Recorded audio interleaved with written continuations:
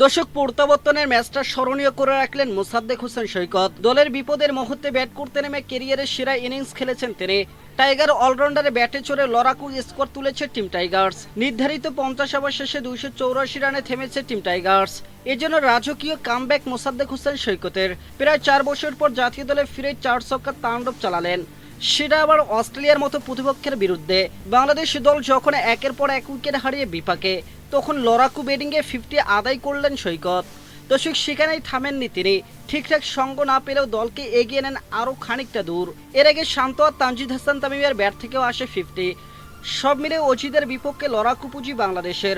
মঙ্গলবার সিরিজের প্রথম ওয়ানডেতে অস্ট্রেলিয়ার মুখোমুখি হয় টিম টাইগার্স। মিরপুরে হোম অফ ক্রিকেটে টসে জিতে মিরাজদের আগে ব্যাটিংয়ে পাঠান জর্জ ইংলিশের দল। টাইগারদের হয়ে ইনিংস শুরু করেন সাইফ হাসান ও তানজিদ হাসান তামিম, কিন্তু ওপেনিং জুটিতে ভালো শুরু পায়নি বাংলাদেশ। মাত্র 10 রানে প্রথম উইকেটের পতন ঘটে টাইগারদের। নাথান এলিসের বলে উইকেট হারানো সাইফ হাসান 5 বল খেলে 5 রান করে মাঠ ছাড়েন তিনি। ওপেনিং পার্টনারকে হারানোর পর নাজমুল হোসেন শান্তর সঙ্গে দারুণ এক জুটি গড়ে তোলেন তানজিদ হাসান তামিম। আন্তর্জাতিক ক্যারিয়ারে 2000 রানের মাইলফলক স্পর্শ করেন তানজিদ হাসান তামিম। দাপুটে ব্যাটিংয়ে আদায় করেন অর্ধশতক। অস্ট্রেলিয়ার বিপক্ষে প্রথম আরও ওডিআই ফরম্যাটের সপ্তম 50 এই বাঁহাতি ওপেনারের। তামিম শান্ত 96 রানের জুটি ভাঙে তামিমের বিদায়ে। দর্শক, সাইফের মতো তামিম উইকেট হারান নাথান এলিসের বলে। 106 রানে দ্বিতীয় উইকেটের পতন ঘটে বাংলাদেশের।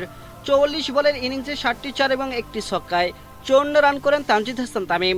নাজমুল হোসেন শান্ত ও লড়াকু ব্যাটিংয়ে আদায় করেন 50, কিন্তু অর্ধশতক পূরণের পর বেশি দূর এগোতে পারেননি তিনি। এদিন ম্যাট রেনশোর বলে উইকেট হারান নাজমুল হোসেন শান্ত। 86 বল উইকেটের টিকে থেকে 9টি 4 এবং 1টি ছক্কায় 67 রান করে 7 গড়ে ফেরত যান নাজমুল হোসেন শান্ত। এর আগে উইকেট হারান লিটন কুমার দাস। তিনিও আউট হয়েছেন ম্যাট রেনশোর বলে। 140 রানে 4টি উইকেট হারায় বাংলাদেশ। দলের হাল ধরেন তখন তৌহিদ হৃদয় ও মোসাদ্দেক হোসেন সৈকত। হৃদয় আর সৈকতের ব্যাটে এগিয়ে যেতে থাকে টিম টাইগার্স। তাদের জুটি থেকে আসে 75 রান। 51 বলে 31 রান করে বিদায় নেন তৌহিদ হৃদয়।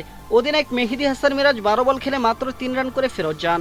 যদিও মোসাদ্দেক হোসেন সৈকতের 50-তে লড়াই চালিয়ে যায় টিম টাইগার্স। দর্শক, টেইল এন্ডারদের সঙ্গে নিয়ে দলকে লড়াকু পুঁজি এনে দেন 4 বছর পর দলে ফেরা সৈকত।